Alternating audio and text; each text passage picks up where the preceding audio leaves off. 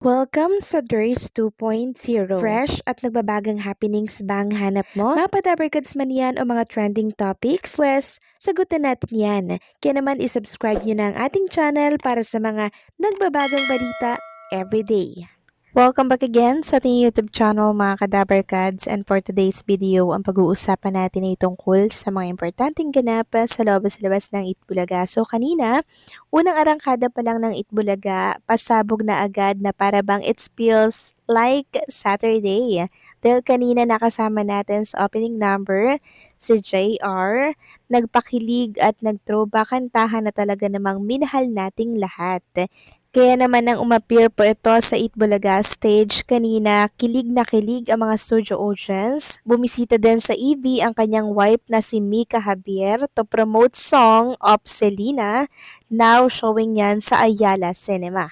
At eto pa ang mas matindi dyan mga Kadabarkads. Mas tumindi ang sigawan ng mga EV Studio audience nang umappear sa The Age is Right bilang secret agent si J.M. De Guzman. Hindi lang mga EV audience ang kinilig, maging ang mga Eat Bulaga host din.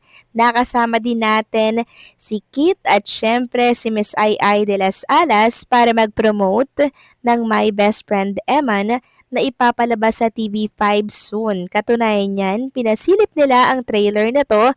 Sobrang ganda, mala pelikula, maganda din ang kwento, punong-puno po ng emosyon. Maganda din ang feedback nito sa online viewers ng Itbulaga, kaya abangan at suportahan po natin yan. Dahil ito po ay produced by Media Quest Venture, the heartwarming series focus po on friendship and redemption within the Todo Max Primetime 5 lineup. Samantalang silipin naman natin ang ratings ng mga noontime show for March 13 para yan sa afternoon 12 noon slot. So, ang It Showtime mga Kadabarkads, sa apat po na channel ay merong 5.2%. And syempre, sa TV5 at sa RPTV, dalawang channel lang, 3.0% sa Itbulaga. So mataas pa rin mga Kadabarkads. Dalawa lang yung channel pero pumalo po ng 3%.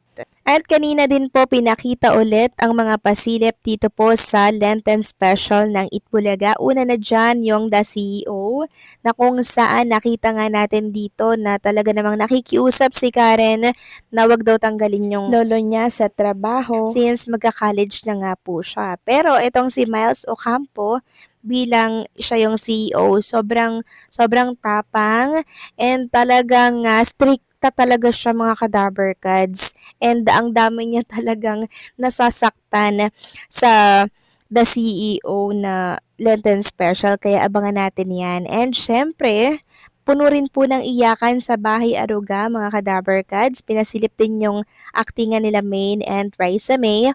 And syempre, etong My Forever, nagpasilip din sila ng behind the scene ito ng pagkakahulog lang naman ni Roel Carino dito po sa swimming pool. So, inireveal nga po doon ni Bossing Vic Soto na hindi daw po marunong lumangoy si Roel Carino dahil pagkahulog daw po sa swimming pool, plakta agad. Hindi man lang po yung swimming, 'di ba? Para po labanan yung tubig, pero hindi eh. Sabi patay agad. Yun yung term ni Bossing Vic Soto. Kung baga parang laglag agad, plakda agad. Hindi man lang po nag-react. Basta nahulog agad. Tapos sinabi ni Jose Manalo na nanikip daw po yung dibdib. I don't think so kung totoo po yung sinabi ni Jose Manalo na sumikip yung dibdib ni Roel Carino nang mahulog ito or ihulog niya ito sa swimming pool. Basta magaganda po ito mga Kadabarkads, kaya suportahan natin at abangan natin ang Lenten Special ni Anihanda po ng Itbulaga. Speaking of Roel Carino mga Kadabarkads, bumuhos nga po ang congratulatory message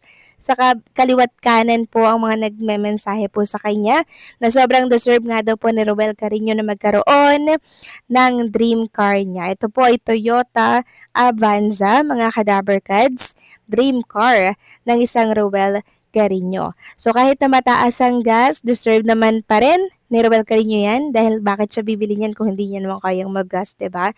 So afford na afford niya pong mag-gas, and syempre yung convenience, diba, na naibibigay, and yung comfort na meron tayo ng isang sasakyan, diba, na magagamit mo sa mga appointment mo, syempre 'pag mai-schedule ka sa Itbulaga. Kaya do'n pa lang, congratulations, Joel, sobrang deserve mo 'yan. Samantalang next topic naman, pag-usapan naman natin ang tungkol nga po dito sa ipinalit ng, isang, Itbulaga producer na si Mr. Manny B. Pangilinan. So kilalanin po natin ang ipinalit dito po para mamahala. Sabi nga dito, new leadership alert, kilalanin si Mr. Chris Lizo, ang bagong CFO ng MediaQuest.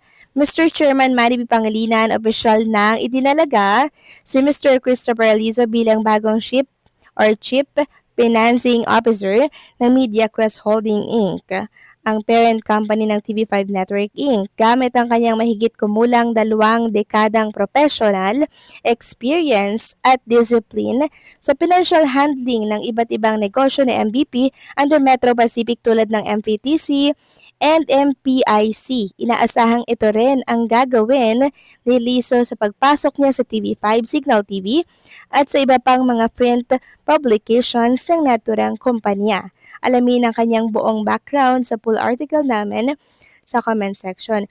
So kapatid, sa tingin ninyo daw, siya na ba ang mag-aayos ng mga dapat ayusin sa loob ng MediaQuest sa TV5 pagdating sa finances? Paano kaya ito makakaapekto sa current content na napapanood natin sa network? So, maapektuhan daw ba itong mga programa like noontime show na Itbulaga?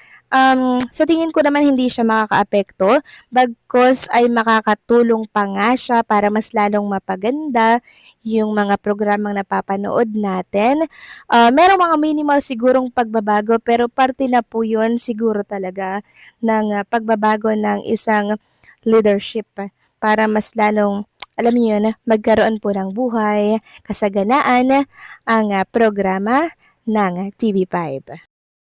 Samantalang next topic naman, pag-usapan naman natin ang tungkol dito sa isang Dabber Gods na kung saan ay sumailalim nga po sa isang medical procedure dito po sa Singapore na operahan. Sino yan? Walang iba kundi po si Ms. Sharon Cuneta. Ayon nga po dito sa Abante, sumailalim sa isang medical procedure si megastar Sharon Cuneta sa Singapore. Sa kanyang post sa Instagram nitong March 12, nagbigay ng update si Sharon sa kanyang mga fanay at sinabing nasa ospital siya sa Singapore para sa medical procedure na may kinalaman sa kanyang spine. So sana okay na po si Ms. Sharon Cuneta mga Kadaber Gods after niya pong sumailalim sa isang operasyon dito po sa Singapore. Dahil marami pong nagtatanong kung kamusta na daw ba si Ms. Sharon Cuneta. So nagpapagaling and syempre nagpapalakas na si Ms. Sharon Cuneta sa kanyang kakatapos lamang na medical procedure. So paano mga Kadaber Gods, hanggang dito na lamang po ang update natin. Maraming salamat sa patuloy na pagsuporta.